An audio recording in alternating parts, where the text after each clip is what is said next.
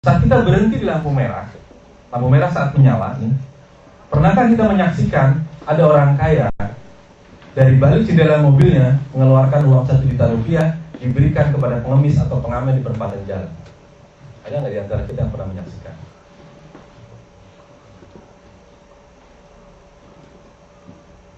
Hampir semua forum dan acara yang saya tanya seperti jawabannya tidak pernah. Ya, meskipun bapak-bapak dan ibu tidak menjawab, saya juga jawabannya tidak pernah. Ya. Baru ditanya gitu aja udah takut jawabnya, Pak. Nah, sekarang pertanyaan kedua saya sebenarnya adalah, ada tidak orang di Indonesia ini mau mengeluarkan zakat atau sedekah atau infak 1 juta rupiah atau lebih? Ada tidak? Ada, banyak, bahkan betul, jawabannya banyak. Sekarang kita rangkaikan 2 pertanyaan ini. Kenapa meskipun begitu banyak orang mau mengeluarkan sedekah, infak, atau zakat 1 juta rupiah atau lebih, tapi tidak pernah kita saksikan dia mengeluarkan itu di perempatan jalan seperti untuk pengemis dan pengamen itu? Kenapa itu? Kenapa? Tingkatan, Pak, tingkatan. Kenapa? Apa yang dilihat orang, kalau dilihat kan dilihat orang semua. Ya. Kalau di jalan nggak dilihat orang. Yang pengemis tapi ngelihat ya. Ngeri ya, Oh, ngeri, oke. Karena ngeri. Ada lagi? Ria. Takut ria. Betul. Apalagi? Tidak percaya. Sebenarnya ini yang paling banyak. Jadi bapak-bapak dan ibu sekalian, kalau kita ngeluarin uang 1.000, 2.000, sampai 10.000 atau 20.000, tidak masalah kita berikan di pinggir jalan. Tapi begitu 1 juta, ini iuran kita, fitrah kita, ya saya katakan fitrah kita, itu rata-rata tidak rela kalau uang ini kita berikan kepada orang yang di perempatan jalan ini. Karena kita tidak tahu apakah betul-betul dia orang miskin yang sebenarnya. Kalaupun betul, masalahnya tidak bisa dilakukan seperti ini. Katakanlah kita punya uang 1 juta, kasihkan kepada seorang ibu yang menggendong anak di perempatan jalan, kita kasihkan uang 1 juta. Karena kita tiap hari lewat situ dari rumah kantor, setiap hari kan kita lewat situ. Kita bertanya kepada ibu itu pada hari pertama, ibu, uang 1 juta kemarin dipakai apa, Bu? Oh, udah saya pakai beli beras, Pak. Habis 100.000. Oke, masih 900.000. Besoknya lewat situ lagi. Ibu, yang 900.000 dipakai apa? Oh, dipakai buat biaya sekolah anak saya, Pak. Habis 200.000. Besoknya lagi kita langsung, ibu yang 700.000? Itu tidak mungkin dilakukan di jalan, Pak. Ya, itu hanya bisa dilakukan melalui sebuah pengorganisasian, di sebuah lembaga atau organisasi penguasa. Kalau secara personal sulit dilakukan seperti itu. Ya. Jadi mengapa ternyata rahasianya? Kalau kita menghasilkan uang besar, kita tidak lagi bisa mendekatinya kepada personal. Kalau uang kecil kita nggak ada masalah, tapi begitu uangnya besar, itu tidak masalah. Dan rahasianya Bapak Ibu sekalian, begitu kita semakin baik mengelola uang itu, maka semakin besar uang yang dititipkan kepada kita. Tahun 2005, saya diundang oleh seorang pimpinan perusahaan di Jakarta untuk datang. Yang orang itu belum saya kenal sama sekali. Mengundang saya, masuklah saya ke ruangan kantornya yang sangat megah. Ya, ruangan dia sendiri hampir seruangan ini.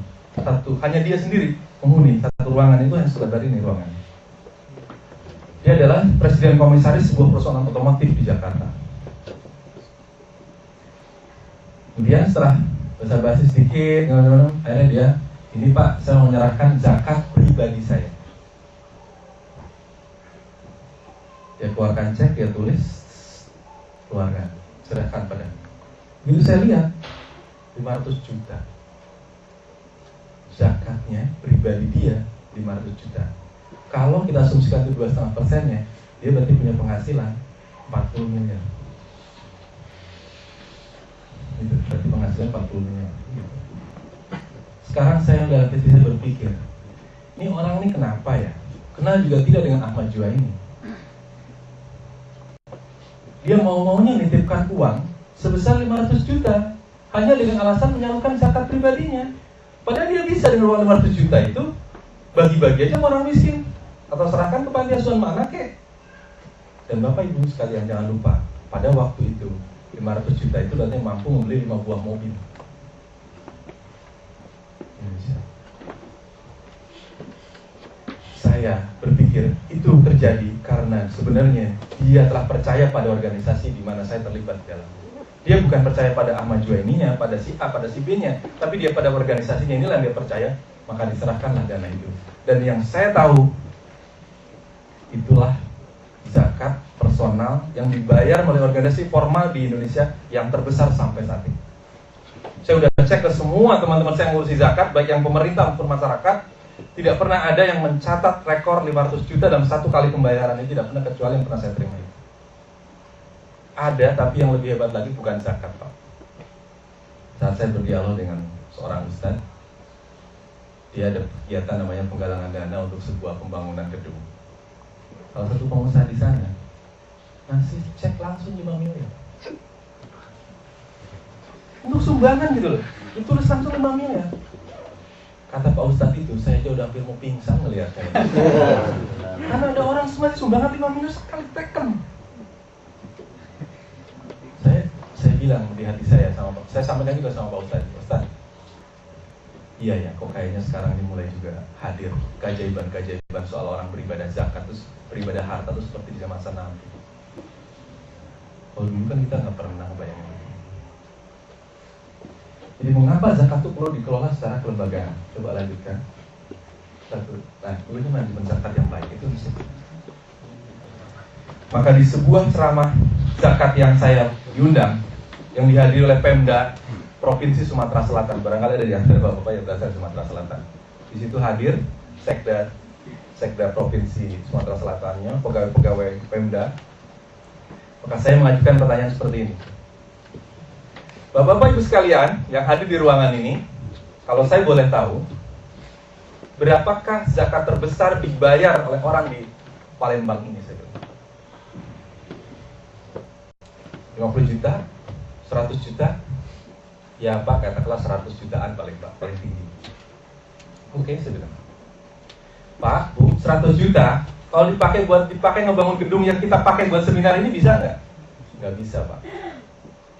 Sayangnya, kita kadang-kadang suka bangga sendiri, menyalurkan zakat sendiri-sendiri dan puas, padahal uangnya nggak jadi apa-apa. Kalau uang 100 juta itu dibayarkan sendiri, mau bikin satu sekolah aja nggak bisa. Mau bikin klinik buat orang sakit aja susah. Ya. Apalagi cuma zakat cuma 1.500.000, ya. Indonesia bangga.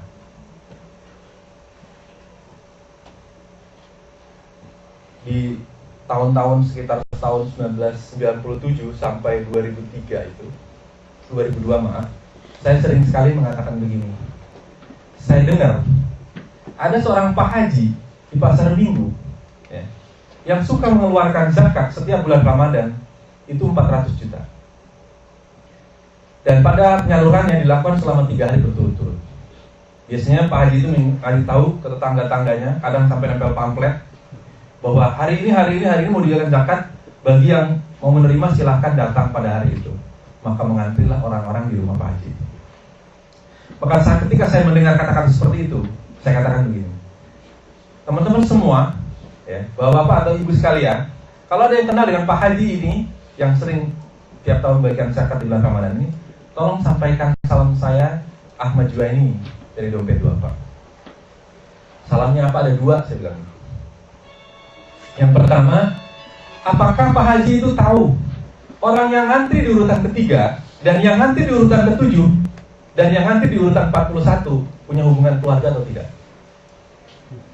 Yang kedua, saya bilang, apakah setiap orang yang datang yang telah mendapatkan bantuan zakat di hari pertama itu, dia colok itu ke dalam tinta pemilu yang kualitasnya itu sulit dihilangkan dalam waktu sehari 2 hari, sehingga kalau ngantri lagi akan ketahuan.